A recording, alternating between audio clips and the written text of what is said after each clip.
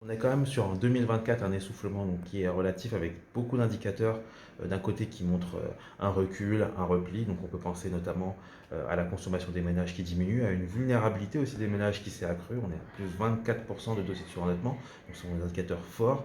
On a également les importations qui reculent, mais derrière on a quand même comment dire, certains indicateurs, d'autres, qui font un peu un effet tampon et qui atténuent cette baisse. Donc on peut penser au climat des affaires qui est favorable, on pense aux investissements finalement qui sont bien présents, donc on est à plus de 12% de crise d'investissement sur le territoire. On peut penser également à l'inflation qui est, on peut dire, modérée, mais voire même dans les derniers moments là, pour 2025, même maîtrisée en partie, on est redescendu en dessous des 2%.